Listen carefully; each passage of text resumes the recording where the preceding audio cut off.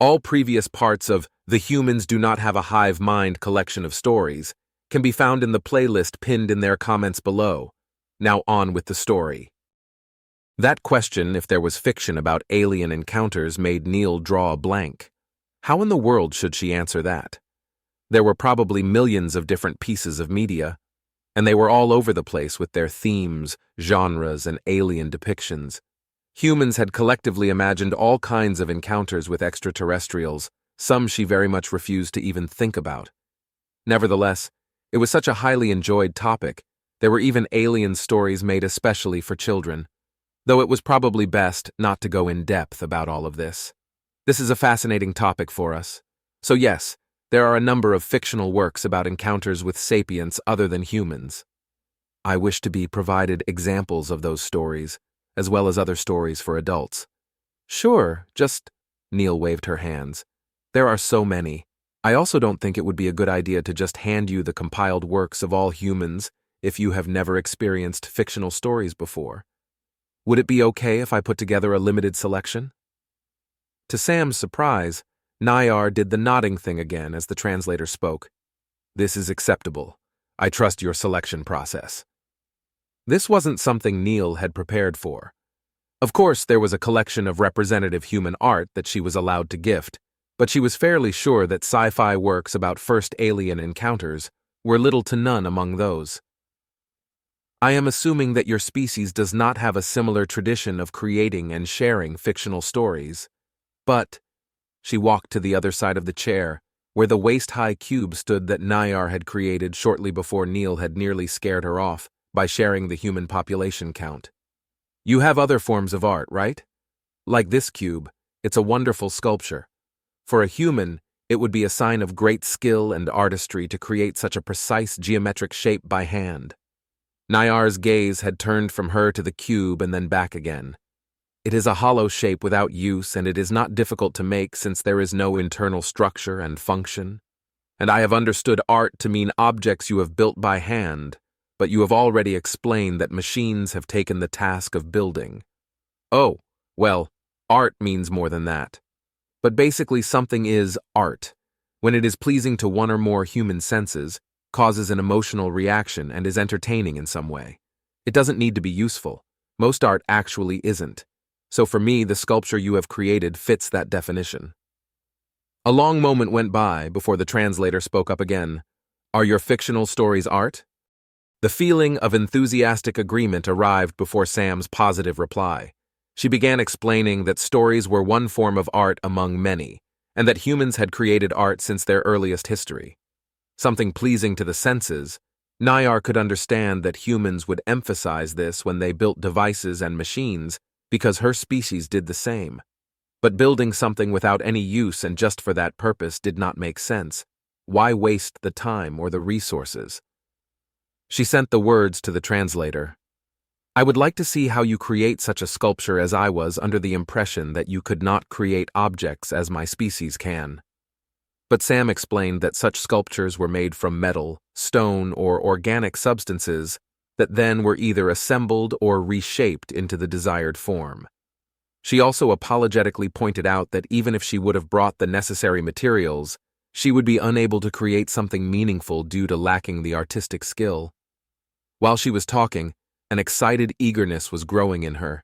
It culminated in Sam telling Nayar that she would bring yet more objects to show off before she abruptly turned and hurried back to her spaceship. While she was gone, Nayar turned to look at the cube she had made. It was absolutely unremarkable, and she could not see how Sam had anything positive to say about it. In stark contrast, the flat metal piece she had brought as a gift and left lying on the chair was actually impressive. It had an extremely narrow deviation in its measurements, especially in the depth and thickness of the line work, and also stored information. These machines that the humans had must be fascinating. Nayar pondered the idea to ask for a demonstration of that weaving machine, because that at least would be close by, though she could not finish the thought, as Sam was already returning. In her hands she carried two items that would probably be examples of art, but they were markedly different from each other. One was a thin rectangular object of possibly organic material, and close in length and width to the width of Sam's torso. The other item was a roughly cone-shaped piece of colored stone. The purpose of the former was made obvious when Sam set it down onto the chair and revealed it to have a depiction of part of a human on the flip side. Well, it was probably a human. The color and measurements were all different from Sam. Before Nayar could pose a question, Sam had begun talking about the object she still held in her hands. She explained that, analogous to the cube, it was a hollow shape and handmade. Nayar could not let her finish speaking. This was beyond belief. This hollow stone was very close to being perfectly symmetrical, something that was notoriously difficult to accomplish. At this point, she had conceded that the humans could not build anything themselves, and now Sam presented this remarkable object. She quickly put together the question, "How did you build it?" The words just exploded out of Neil. The basic material is clay, and the stuff made from it is called pottery. A human that creates pottery is called a potter, and they make a vase by putting a lump of clay onto a spinning wheel. This is then carefully shaped by the potter with their wet hands into a desired form. To turn it into pottery, the clay then needs to be hardened, which is done by burning it in an oven at red-hot temperatures. Beforehand, the unburnt pottery is usually covered in a solution of metallic compounds that bind to the clay during the burning and form a protective layer that waterproofs and colors the finished pottery. And just to signal that she indeed had explained it too fast and also badly, Nayar stared in silence for nearly a minute, before the translator simply asked, "You built this by revolving and heating dirt?" This in turn made her pause for a moment, while she unconsciously slowly lowered the vase she had been holding up with both hands. "It wasn't me that made it, someone else did, and it's a special type of dirt with a certain makeup. But yeah, I guess that's basically what happened." "What purpose does it serve?" "It's a vase for—" she began before noticing embarrassingly that Nayar's species might have never had a use for such things. So there is a human tradition of collecting certain plants, usually colorful ones, and presenting them to other humans as a gift. Since those are cut off from their roots or plucked from the earth, these vases are filled with water to nourish them when they are then stuck in through the top. The narrow opening would also support the plants while standing up, and the large cavity weights down the vase with water so it could not easily tip over. If I understand correctly, the act of gifting a plant is purely a social one without any deeper function. And around this inessential act, you have created the additional layer of utilizing a specially made container to prolong the limited lifespan of those gifted plants. I do not see this as a good reason for humans to have invented and refined a complete manufacturing process. That did sound a bit critical. On one hand, it was true that vases did not have a purpose besides looking nice and holding plants, with the latter not having much purpose in and of itself. But Nayar seemed to be under the impression that pottery was only vases. In the distant past of mankind, pottery was the first process we found of building durable objects from the ground up. The first products were food storage containers, but the clay could be hardened into all kinds of shapes, like cups and dishware. Vases are just one type of pottery, and I think they are based on vials, which were used to store drinking water and other liquids. Then the vial seems to be a more important construct, as it has the purpose of holding nourishment, even if the vase has a magnificent shape. Do you have vials for water storage on your ship that were made by hand as well? Neil shook her head and used a free hand to gesture while explaining. Most pottery was replaced by more durable glass, metal, and later hydrocarbon polymer products. Actual stoneware is hardly used anymore. So no, I did not bring any vials in my ship, as we have far superior ways to store liquids now, which also do not include any handmade parts. Nayar seemed to go through another thought process, as her large frame shifted silently. But the translator remained entirely silent. Do you want me to tell you about the other piece of art I brought? It is the replica of a famous painting, Neil carefully suggested while pointing over to the chair. I have already noticed the depiction to be of a human head based on the similarities to your physique and the pictures on the knowledge cache plaque.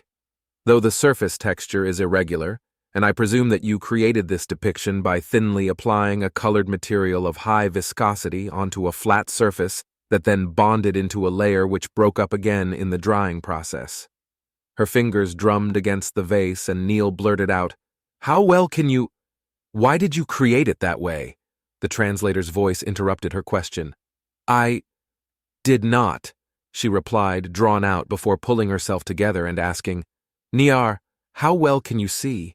Can you actually discern the surface structure of the painting from where you are? Just for herself, Neil let her eyes pace the distance between the chair and the transparent barrier, which were probably slightly more than 3 full steps. Nayar's large black eyes were another 2 steps further, she guessed. Yes. Finally, she set the vase down and used her freed hands to dig into the hair on the back of her head. It did get a bit frustrating again, though Neil could not quite tell if it was the topic, Nayar's misunderstandings, or the mental fatigue that slowly crept up the back of her head. Before launching her explanation, she sat back down into the chair while moving the plaque to the side and setting the picture against the cube, facing Nayar. This is a replica of a painting called Girl with a Pearl Earring, or actually, it's a sprayed replica. That's what we call a reproduction of a painting done by matter printers, but in full structural detail. They say that this method captures the essence of the brushstrokes. Judging from your thoughts on it, I am inclined to agree. This replica was even printed onto real canvas and then fitted with a wooden frame so it would look as close as possible to the original, which is still hung up in some museum on Earth, I would assume. Alongside it are thousands of other paintings. Some are of people, some are of distinct scenes of historically significant events, and some are of mundane, everyday moments and items. They are all held important to humans because they are tiny pieces of our past. An elaborate and impressively manufactured copy of an object that apparently had the singular use of displaying the likeness of a human woman from the past. Nayar could imagine why that original painting had been made. If humans did not have the ability to perfectly recall memories, and with that the appearance of other humans, this would be a way to preserve the image of one that had died. Though it seemed such a limited way of doing it. Why not just build a human form and then paint that? They even had that clay material which could apparently be shaped by hand easily and then hardened. Why would they introduce that layer of abstraction and then recreate the looks of a human into a 2-dimensional pane, leaving out so many details? She did not see how she would even begin translating Sam's appearance into 2 dimensions, even if she did know exactly what she looked like and could easily create a shape that would copy her perfectly. She could probably create an outline shape similar to the human depictions on the plaque, but then fill it in with the necessary details to create a resemblance of her without any depth. Nayar's mind tumbled over her tries to conjure up the image. She got hung up on the painting process as well. Smearing some colored suspension onto any material in a deliberately accurate and precise manner had to be near impossible.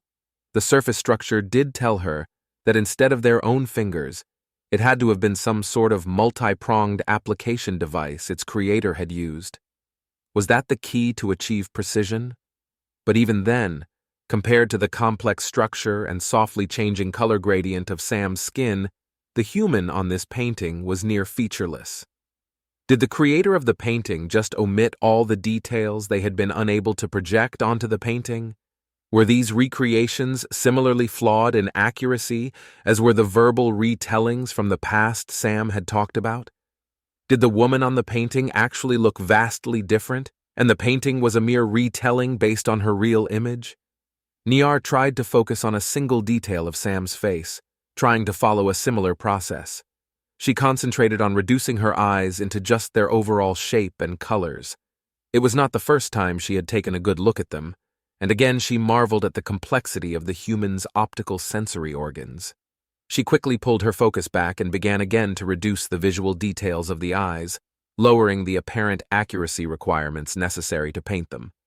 She failed to create a mental image that would be possible to be put into painting along the same process, but still held the appearance of Sam's eyes.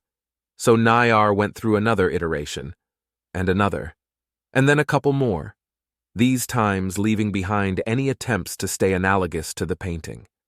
Time and time again, she frustratingly could not repeat for that single facial detail what the creator of the painting had done for a complete head, to squeeze the human shape into the limits of 2 dimensions.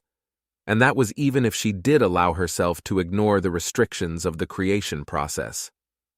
Her body, now hot from the mental strain, sent shivers up her back in an expression of oncoming exhaustion.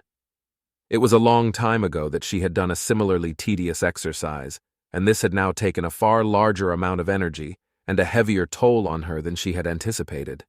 Still, she could not quite let it go. Looking at just the eye in the painting, how did it succeed to capture the essential look while lacking so much else? She clearly recognized the human face, and, independently, the eyes as well, even if they were different from Sam's. But Nayar could not mentally find the point at which just enough complexity and depth was removed to create a two-dimensional picture of even just an eye that would still remain resembling the original. How could she translate and still keep the look of that utterly lightless black expanse behind the lens of the pupil? The morphology of the colored ring around that lens that so much resembled the remnant of an exploded star. The added depth from the clear cupola above the center of the eye that was only discernible through the gleam of reflected light.